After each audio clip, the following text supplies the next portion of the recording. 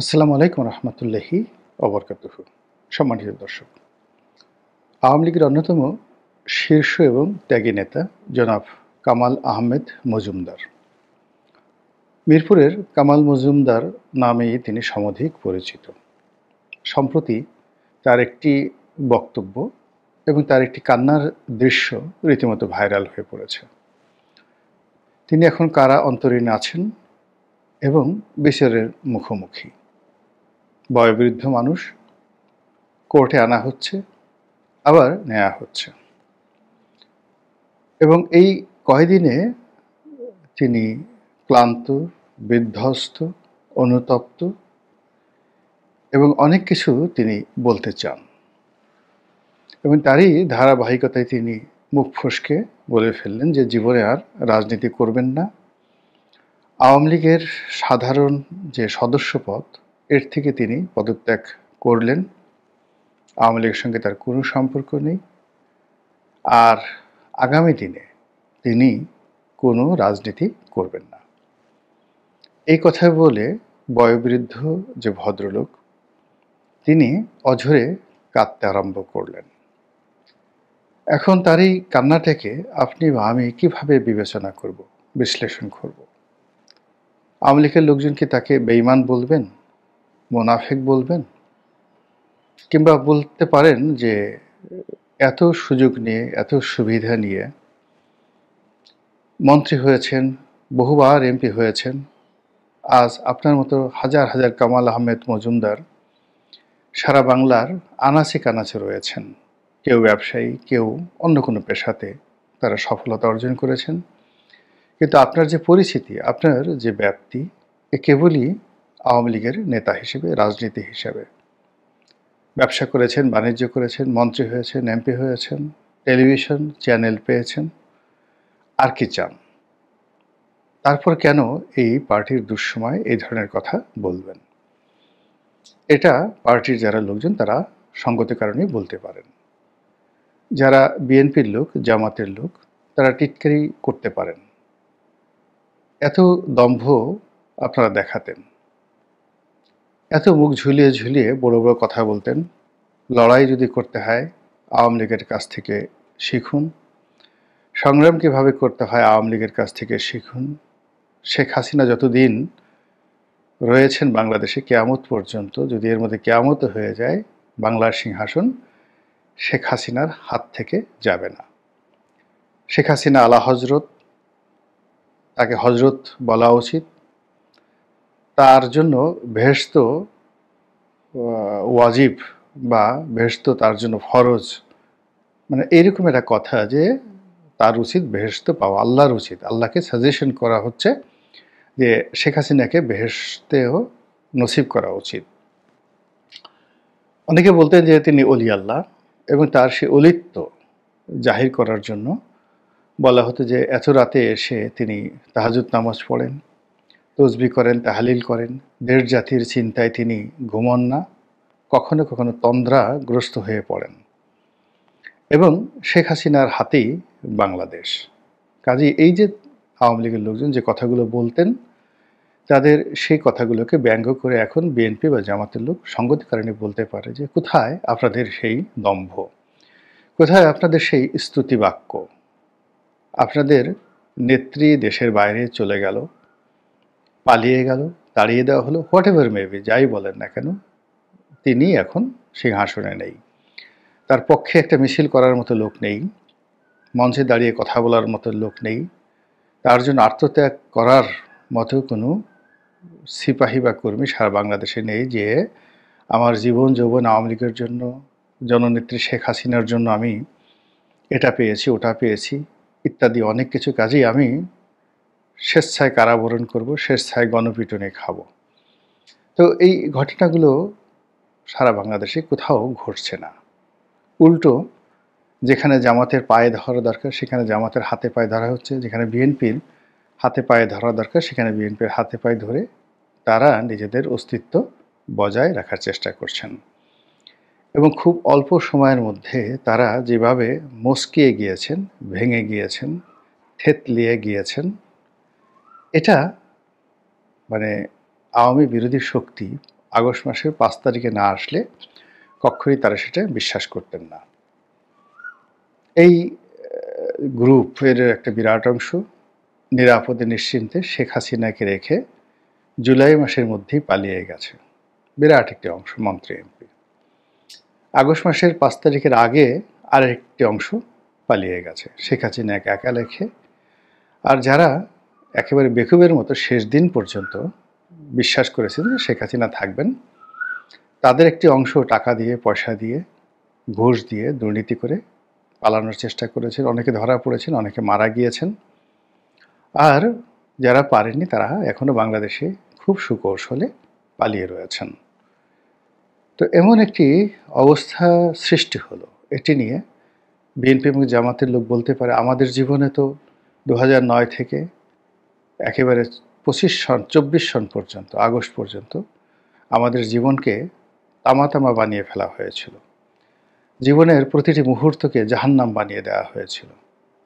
BNP আরও একটু বাড়িয়ে বলতে পারে যে 2006 থেকে, অর্থাৎ আওয়ামী লীগ শাসন আমলের পূর্বে যে 1/11 এসেছিল, সেই সময়টিতেও আমাদের উপর জুলুম হয়েছে, অত্যাচার হয়েছে। কিন্তু আমাদের কোনো নেতাকর্মী তো একটিবারের জন্য বিএনপি ছেড়ে যেতে চায়নি, রাজনীতি থেকে অবসর গ্রহণ করতে চায়নি, দলীয় প্রধানের বিরুদ্ধে বক্তব্য দেননি, এবং তারা 300, 400, 500 মামলা, মোকদ্দমা, ক্রস ফায়ার থেকে শুরু করে আয়নাঘর, আরও কত কিছু, সব কিছুর বিনিময়ে দলকে আঁকড়ে ধরেছেন। তো কাজেই যদি স্ট্রেংথ বলতে যা কিছু বোঝায়, সেটি বিএনপির সঙ্গে, আওয়ামী লীগের সঙ্গে, জামাতের সঙ্গে এখন তুলনা করার সময় এসেছে।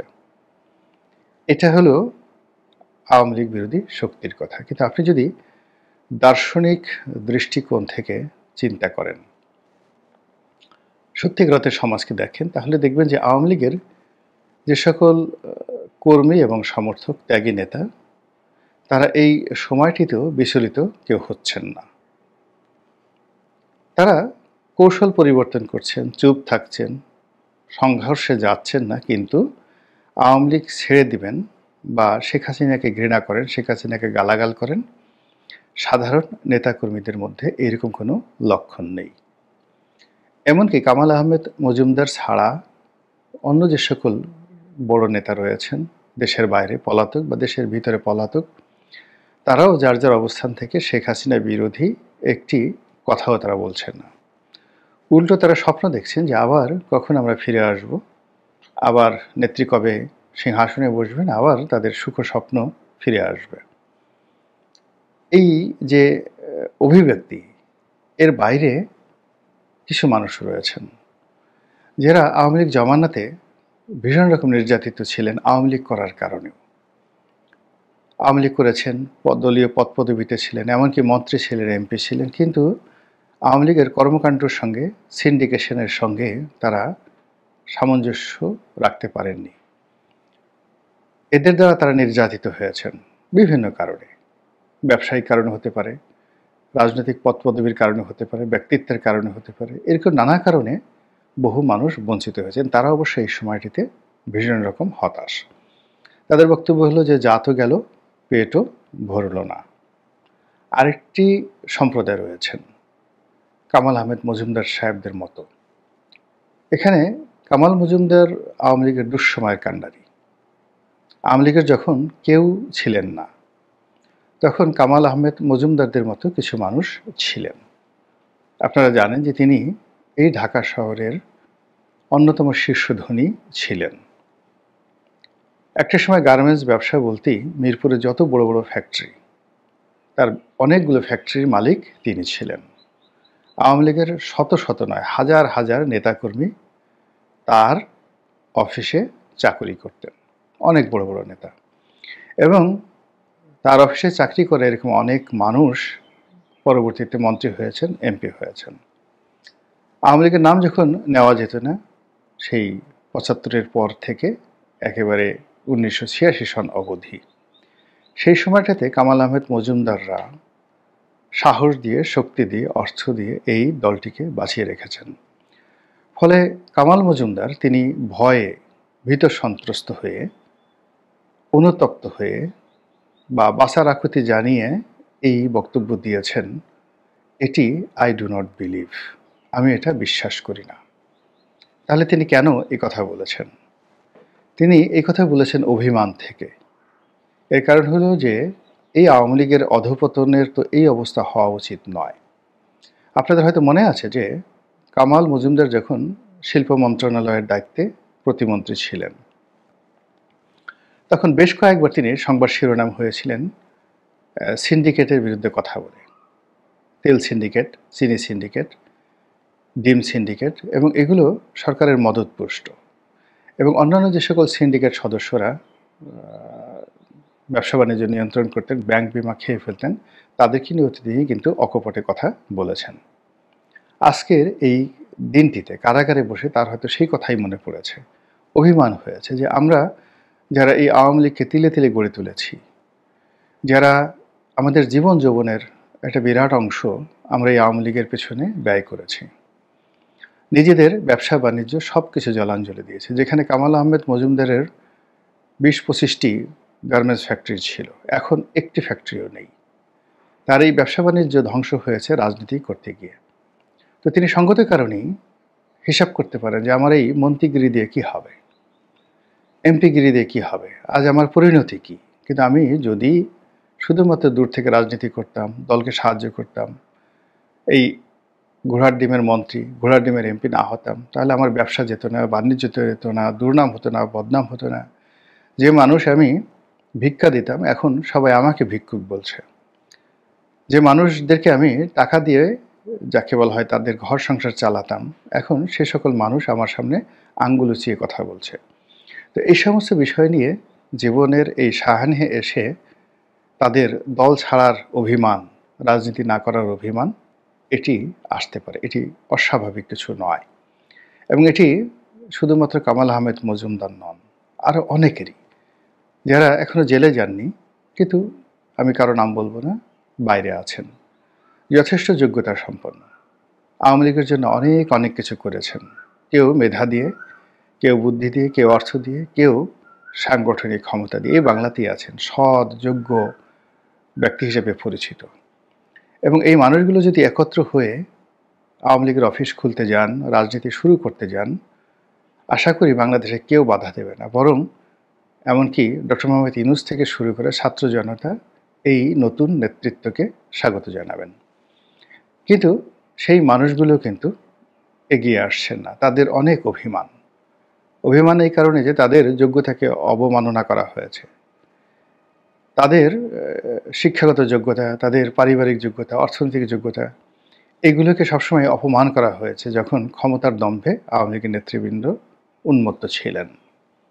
তো সেই মানুষগুলো এখন কোন ঠেকায় পড়ে বা দায়ে পড়ে, এমনি তারা অনেক কিছু হারিয়েছেন, ব্যবসা বাণিজ্যে অনেক কিছু হারিয়েছেন, তারপরে এখন এই বর্তমান অবস্থাতে এসে কেন তারা এই কাজটি করবেন, এই জন্য অলমোস্ট সবাই অভিমান করে বসে আছেন।